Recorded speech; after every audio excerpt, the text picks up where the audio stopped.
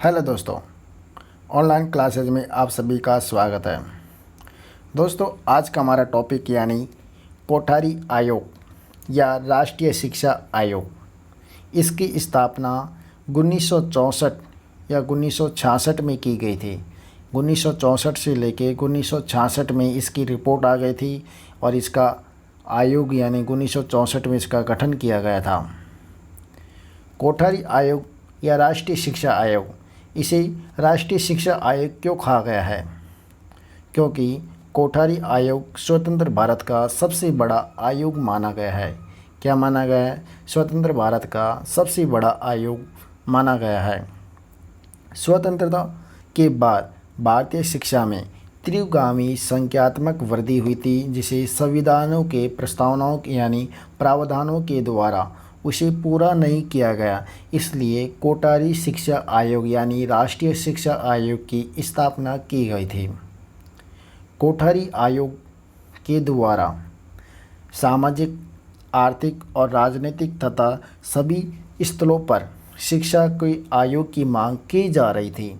यानी शिक्षा को सुदृढ़ बनाने के लिए सामाजिक, आर्थिक और राजनीतिक तथा सभी स्थलों पर शिक्षा आयोग की मांग की जा रही थी। इसकी स्थापना 14 जुलाई 1964 को भारत सरकार ने दौलत सिंह कोठारी की अध्यक्षता में शिक्षा आयोग का गठन किया गया था। क्या किया गया था?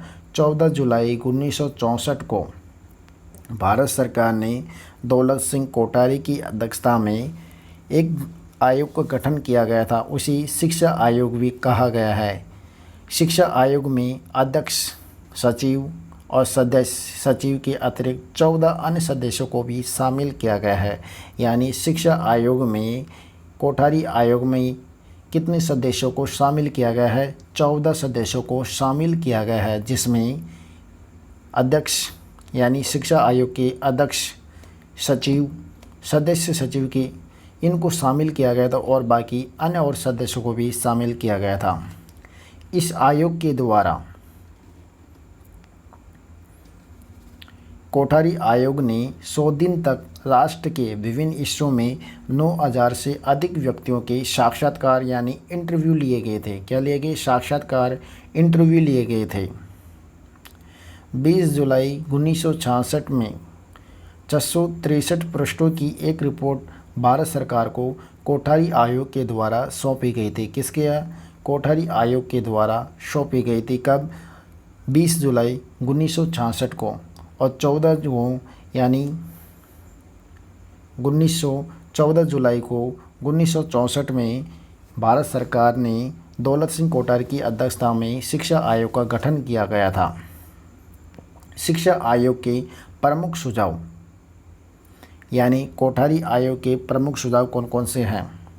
शिक्षा आयोग तथा शिक्षा के उद्देश्य, जिसमें पहला उद्देश्य था राष्ट्रीय एकता को बढ़ावा देना। क्या था? राष्ट्रीय एकता को बढ़ावा देना। दूसरा, आधुनिकीकरण में तेजी। कौन था? आधुनिकीकरण में तेजी। तीसरा था सामाजिक, नैतिक और आध्यात्मिक मूल्यों का विकास। कौन सा? सामाजिक, नैतिक, आध्यात्मिक मूल्यों का विकास। किसके द्वारा? शिक्षा आयोग का। और शिक्षा की उद्देश्य इसी के द्वारा निर्धारित किए गए थे, जिसमें राष्ट्रीय एकता को बढ़ावा देना, आधुनिकीकरण में तेजी करना और सामाजिक, नैतिक और आध्यात्मिक मूल्यों का विकास करना। किसके द्वारा? शिक्षा के माध्यम से करना। शिक्षा आयोग तथा शिक्षा की संरचना क्या है? यानी शिक्षा आयोग ने 1 से 3 वर्ष की पूर्व प्राथमिक 1 से 3 वर्ष की पूर्व प्राथमिक, 10 वर्ष की अनिवार्य सामान्य शिक्षा,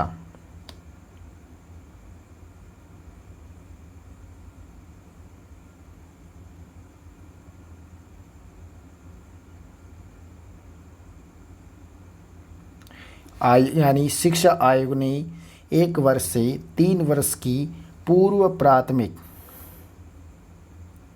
10 वर्ष की अनिवार्य सामान्य शिक्षा,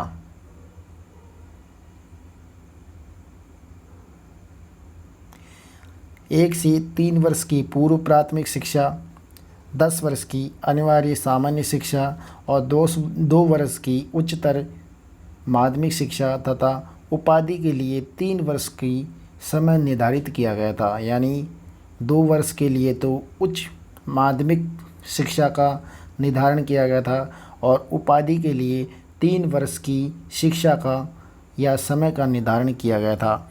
यानी कोठारी आयोग के द्वारा 1 से 3 वर्ष की पूर्व प्राथमिक शिक्षा का निर्धारण और 10 वर्ष की अनिवार्य सामान्य शिक्षा भी और 2 वर्ष की उच्च माध्यमिक शिक्षा का निर्धारण किया गया था।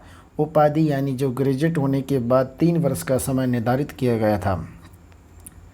अध्यापकों की दशा सुधारने के लिए वेतनमान में संशोधन, पदोन्नति, अध्यापक कल्याणकारी कार्यक्रम तथा संसाधन उपलब्ध कराना किसका उद्देश्य था? शिक्षा आयोग का उद्देश्य था, यानी कोठारी आयोग का।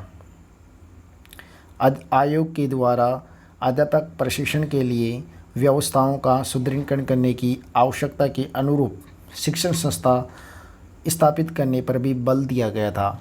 यानी कोठारी आयोग के द्वारा अध्यापकों के ट्रेनिंग सेंटरों की व्यवस्था करने के लिए अनुरूप शिक्षण संस्था स्थापित करने पर भी बल दिया गया था। नामांकन संख्या बढ़ाने के लिए भी कम से कम 7 वर्ष की निःशुल्क तथा अनिवार्य शिक्षा उपलब्ध कराने पर भी कोठारी आयोग की रिपोर्ट में कहा गया है।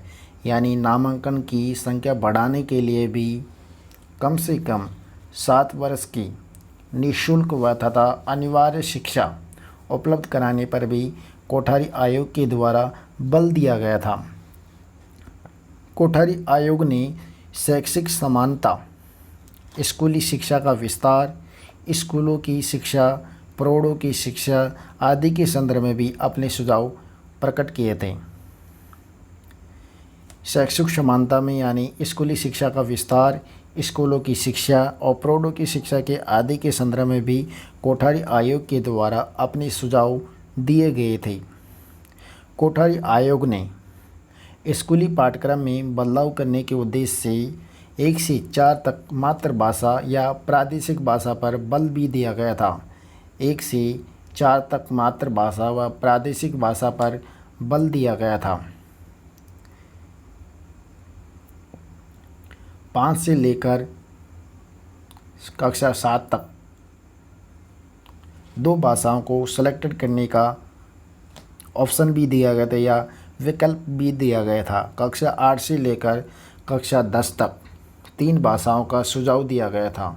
यानी कोठारी आयोग के द्वारा स्कूली पाठ्यक्रम में बदलाव करने के उद्देश्य से 1 से लेकर 4 तक मातृभाषा या प्रादेशिक भाषा पर बल दिया गया और उनके आधार पर ही शिक्षा बच्चों को दी जाएगी। और 5 से लेकर कक्षा 7 तक 2 भाषाओं को अपनी इच्छा के अनुसार चुनाव कर सकता है बच्चा। कक्षा 8 से लेकर कक्षा 10 तक 3 भाषाओं का सुझाव दिया गया था, जिसमें अपनी स्कूली शिक्षा को कंप्लीट करने के लिए कोई सी भी लैंग्वेज में वो अपना अध्ययन कर सकता है। संस्कृत आयोग। संस्कृत आयोग क्या होता है? यानी कोठारी शिक्षा आयोग के द्वारा ही संस्कृत आयोग की भी स्थापना की गई थी। संस्कृत आयोग का गठन संस्कृत शिक्षा, संस्कृत भाषा के शिक्षण तथा संस्कृत विश्वविद्यालयों की दशा और संस्कृत का संरक्षण तथा संस्कृत में अनुसंधान कार्य करने संबंधी विचार को लेकर भारत सरकार ने 1956 में डॉक्टर सुमित कुमार दुबे की अध्यक्षता में एक समिति गठित की गई थी, जिसे संस्कृत आयोग कहा जाता है। यानी संस्कृत आयोग का गठन संस्कृत शिक्षा को, संस्कृत भाषा के शिक्षण, संस्कृत विश्वविद्यालय की दशा और संस्कृत संरक्षण तथा संस्कृत में अनुसंधान कार्य करने संबंधी विचारों को लेकर भारत सरकार ने 1956 में अक्टूबर 1956 में डॉक्टर सुमित दुबे के द्वारा की अध्यक्षता में एक समिति का गठन किया गया था। यानी भारत सरकार ने 1956 में डॉक्टर सुमित कुमार दुबे की अध्यक्षता में एक समिति का गठन किया गया था, जिसे संस्कृत आयोग कहा गया है। कब? 1956 से लेकर 1957 तक। उसके बाद राष्ट्रीय अध्यापक आयोग प्रथम। राष्ट्रीय अध्यापक आयोग प्रथम 1983 में भारत सरकार ने अध्यापकों की स्थिति में सुधार हेतु प्रोफेसर DP चट्टोपाध्याय की अध्यक्षता में एक समिति का गठन किया गया था। यानी राष्ट्रीय अध्यापक आयोग प्रथम 1983 में भारत सरकार ने अध्यापकों की स्थिति में सुधार करने हेतु प्रोफेसर DP चट्टोपाध्याय की अध्यक्षता में एक समिति का गठन किया गया था। इस समिति के तहत राष्ट्रीय अध्यापक आयोग ने 1985 में अपनी रिपोर्ट प्रस्तुत की, जिसमें 1987 में इसे सार्वजनिक यानी पब्लिक कर दिया गया था। इसकी रिपोर्ट कब सौंपी गई थी? 1985 में इसकी रिपोर्ट सौंपी गई थी और इसे 1987 में सार्वजनिक किया गया था। उसके बाद राष्ट्रीय अध्यापक आयोग समिति द्वितीय, जो 1983 में ही इसका भी गठन किया गया था। उच्च शिक्षा में कार्यरत जो अध्यापक की स्थिति को उन्नयन हेतु प्रो रईस अहमद की अध्यक्षता में राष्ट्रीय अध्यापक आयोग द्वितीय का गठन किया गया था। किसका किया गया? द्वितीय का गठन किया गया था। राष्ट्रीय अध्यापक आयोग द्वितीय 1983 में उच्च शिक्षा में जो कार्यरत अध्यापक की स्थिति को उन्नत हेतु प्रो रईस अहमद की अध्यक्षता में, किसकी अध्यक्षता में? प्रो रईस अहमद की अध्यक्षता में राष्ट्रीय अध्यापक आयोग द्वितीय का गठन 1983 में इसका गठन किया गया था। राष्ट्रीय अध्यापक आयोग के प्रमुख सुझाव कौन कौन से हैं? संविधान के उद्देश्यों को पूरा करने के लिए शिक्षा एक प्रमुख साधन होती है। यहाँ पे मिस्टेक हो गई दोस्तों, साधन है यहाँ पे। राष्ट्रीय अध्यापक आयोग के प्रमुख सुझावों में संविधान के उद्देश्यों को पूरा करने के लिए एक प्रमुख साधन होता है। शिक्षा के उद्देश्यों को पूरा करने में शिक्षक की भूमिका महत्वपूर्ण होती है। क्या होती है? शिक्षक की भूमिका महत्वपूर्ण होती है।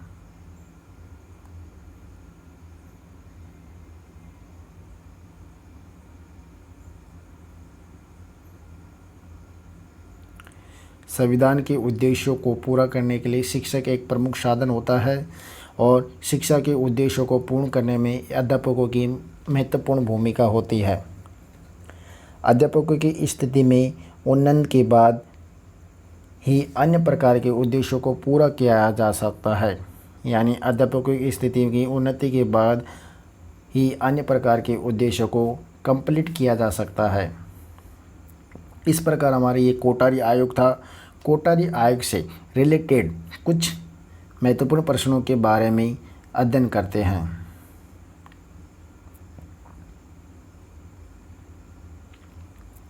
पहला प्रश्न, कोठारी आयोग के अध्यक्ष कौन था? दौलत सिंह कोठारी। इसकी स्थापना कब की गई थी? 14 जुलाई 1964 में की गई थी। कोठारी आयोग का अन्य नाम क्या था? कोठारी आयोग का दूसरा नाम राष्ट्रीय शिक्षा आयोग नाम था। यानी हमारा प्रश्न दूसरा क्या कह रहा है? कोठारी आयोग का दूसरा नाम क्या था? राष्ट्रीय शिक्षा आयोग।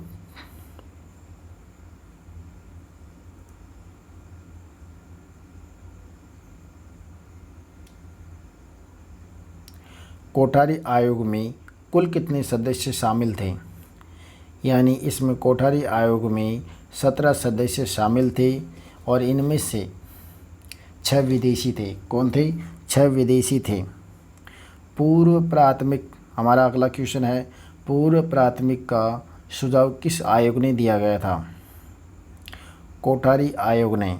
पूर्व प्राथमिक का मतलब LKG और UKG का सुझाव किस आयोग के द्वारा दिया गया था? दौलत सिंह कोठारी के द्वारा दिया गया था। हमारा अगला क्वेश्चन है दोस्तों, कोठारी आयोग का पहला विस्तृत आयोग था और इसने क्या सिफारिश की? यानी कोठारी आयोग पहला विस्तृत आयोग था और इसने क्या सिफारिश की थी? कोठारी आयोग ने एक सिफारिश की थी, संपूर्ण राष्ट्र में एक समान शिक्षा संचालन लागू हो। एक समान शिक्षा संचालन लागू हो।